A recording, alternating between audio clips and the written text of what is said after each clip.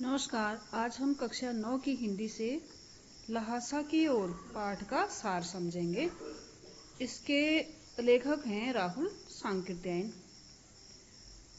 उनका जन्म 1893 में उनके ननिहाल जो है आजमगढ़ उत्तर प्रदेश में हुआ था। इनका मूल नाम केदार पांडे है। राहुल सांकृत्यायन के नाम से हम इन्हें जानते हैं। वह नाम इन्हें जब 1930 में इन्होंने बौद्ध धर्म ग्रहण किया उसके बाद मिला, जिस नाम से साहित्य में जाने जाते हैं राहुल सांकृत्यायन। अब ये जो है महापंडित कहलाते हैं। महापंडित इसलिए कि बहुभाषाविद थे ये, अनेक भाषाओं में इनका अधिकार था। भारतीय भाषाएं नहीं अपितु विदेश की भाषाएं भी ये जानते थे, जैसे पाली, प्राकृत, अपभ्रंश तो हिंदी की प्राचीन भाषाएं होती हैं, परंतु ये तिब्बती, चीनी, जापानी, रूसी आदि भाषाएं भी जानते थे, इसलिए महापंडित कहलाए। उनकी प्रमुख रचनाएं इस प्रकार हैं: मेरी जीवन यात्रा, दर्शन, दिग्दर्शन, बोलगा से गंगा, घुमक्कड़ शास्त्र। इसके अलावा उन्होंने दर्शन, राजनीति, धर्म, इतिहास आदि विषयों पर भी पुस्तकें लिखी हैं। लेखक राहुल सांकृत्यायन जो है घुमक्कड़ी प्रवृत्ति के थे। उन्हें घूमना फिरना अच्छा लगता था। वे मनोरंजन, ज्ञानवर्धन, भाषा, संस्कृति के आदान प्रदान के उद्देश्य से यात्राएं करते थे। 1930 में उन्होंने नेपाल के रास्ते तिब्बत की यात्रा की। उस यात्रा में उनके साथ उनके मित्र सुमति भी थे। सुमति एक मंगोल भिक्षुक थे। यह यात्रा उन्होंने भिखारी के छद्म वेश में की थी। छद्म वेश मतलब बेटा उनका जो असली रूप नहीं है, वेश बदल कर, मतलब जिसमें वो अपने असली रूप में नहीं है। ऐसा इसलिए किया गया था कि उस समय तिब्बत जाना प्रतिबंधित था। उन्हें जाना तो था ही, इसलिए वे वेश बदल करके चले गए थे। वे जिस रास्ते जा रहे थे वह रास्ता व्यापारिक ही नहीं बल्कि सैनिक रास्ता भी था। वहां उन्हें जगह जगह चीनी परित्यक्त किले मिले। परित्यक्त का अर्थ होता है त्यागे गए, जिनका त्याग किया गया है। उन किलों में अब किसानों ने अपना बसेरा बनाया था। वहां आबादी हालांकि कम ही दिख रही थी, दूर दूर लोग रहते थे, कहीं कहीं किसानों ने अपना बसेरा बनाया था।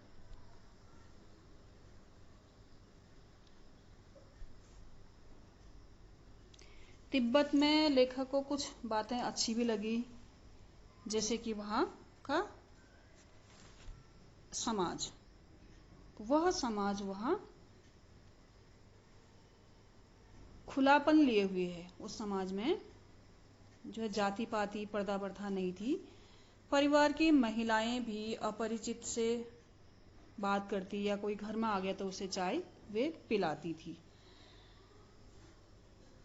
जैसा कि उस समय भारत में जो है पर्दा प्रथा काफी होगी, प्रचलित होगी, तो वहां पर उन्हें ये चीजें अच्छी लगी। जाति पात, छुआछूत या पर्दा प्रथा नहीं थी।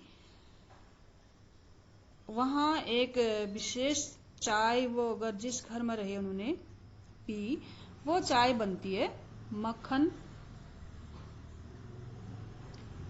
नमक और सोडा इत्यादि से।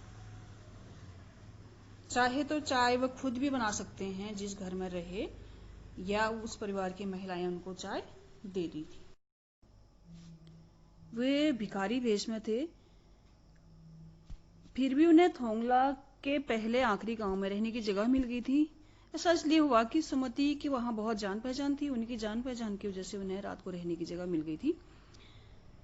उसके बाद उन्होंने बाद में 5 साल बाद दूसरी यात्रा की। वे तब भिखारी के वेश में नहीं थे, भद्र वेश में थे, तो उस समय उन्हें रुकने की अच्छी जगह नहीं मिली। वे सबसे गरीब के झोपड़ी में रहे। वे इस बारे में कहते हैं कि वे शाम के टाइम पहुंचे थे, शाम के समय पहुंचे थे, तो उस समय वहां के स्थानीय लोग जो हैं छंग पी करके, एक प्रकार की मदिरा, उसको पी करके मस्त रहते, अपने होश आवास में नहीं रहते, इसलिए किसी ने उन्हें शरण नहीं दी होगी। लेखक को डांडा थोंगला पार करना था, जो तिब्बत की एक खतरनाक जगहों में से एक था। वहां डाकू लुटेरों का भय बहुत रहता था। वे पहले यात्रियों को मारते, फिर लूटते, और तिब्बत में हथियार कानून नहीं था, इस वजह से वहां के लोग जो है हथियारों को लाठी डंडों की तरह लेकर के घूमते। क्योंकि लेखक और उसके मित्र जो है भिखारी के भेष में थे, तो जब उन्हें थोड़ा सा खतरा लगता तो वे टोपी उतारकर भीख मांगने का नाटक करते। लेखक का अगला पड़ाव यहाँ से 16-17 मील की दूरी पर था, जहाँ जाने के लिए उन्होंने घोड़े ले लिए, और दोनों ओर वहाँ बहुत सुंदर जंगल दिखते उनको, कहीं बर्फ से ढकी चोटियाँ दिखती, खतरनाक मोड़ तथा नदियाँ दिखती। प्राकृतिक वातावरण तो अत्यंत मनोरम था। वहाँ पर एक चोटी में, जिसको स्थानीय भाषा में डांडा कहते हैं, ऊंची चोटी में देवता का मंदिर था, जो कि रंगीन कपड़ों से तथा जानवरों के सींग इत्यादि से सजाया गया था।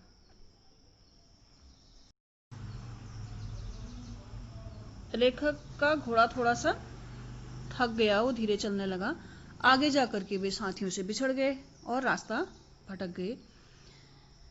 इस पर सुमति आगे जल्दी पहुंच जाता है और लेखक को थोड़ा देर हो जाती है। अपने मित्र की प्रतीक्षा में वह चाय पीता है तथा लेखक के लिए भी 2-3 बार चाय को गर्म कर चुका है।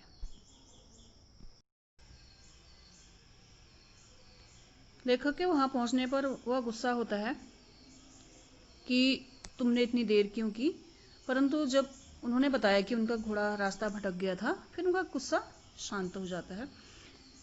फिर दोनों मिलकर चाय पीते हैं तथा उन्हें यहाँ भी रहने की अच्छी व्यवस्था मिल जाती है और रात को वहीं ठहरते हैं।